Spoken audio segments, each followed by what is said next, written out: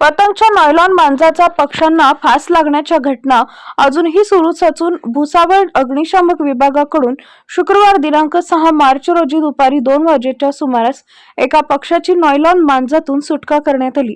भुसावळ शहरातील गजबजलेला व कायम वर्दळ असलेला परिसर म्हणजे हंबर्डीकर चौक पाणी गेट आवारातील वृक्षाच्या सुमारे 70 फूट उंच असलेल्या फांदीतील पतंगाच्या नायलॉन मांजात वन्यजीव संरक्षण कायद्याअंतर्गत सुरक्षित असलेल्या अलेक्झांड्रीन पॅराकिट पहाडी पोपटाला पंखात फास लागून अडकल्याचे परिसरातील चहाचे विक्रेता योगेश वाघ यांनी दैनिक सम्राट वृत्तपत्राचे प्रतिनिधी राजेश तायडे यांनी सकाळपासून अडकलेल्या पोपटाबाबत माहिती दिली.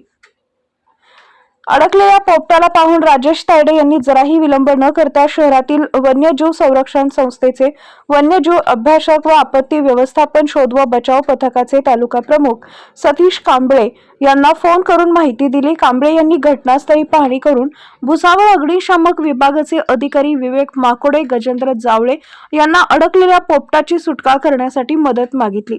घटनेचे गांभीर्य लक्षात घेता माकोडे यांनी अग्निशामक दलातील भूषण सोनवणे, देवेंद्र फालक, मयूर भोई यांना माहिती देण्यात आली.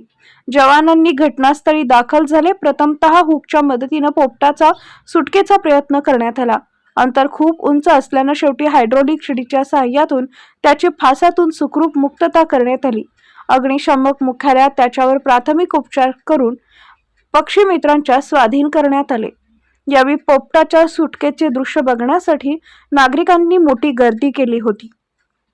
प्रसंगी वन्यजीव अभ्यासक सतीश कांबळे यांनी पोपटाच्या सुटकेसाठी सहकार्य करणारे सम्राटचे पत्रकार राजेश तायडे, पत्रकार मयूर निंभोरे, बचाव कार्याचे चित्रीकरण करणारे अनिल भिंगाणे, अग्निशामक पथकाचे आभार व्यक्त केले.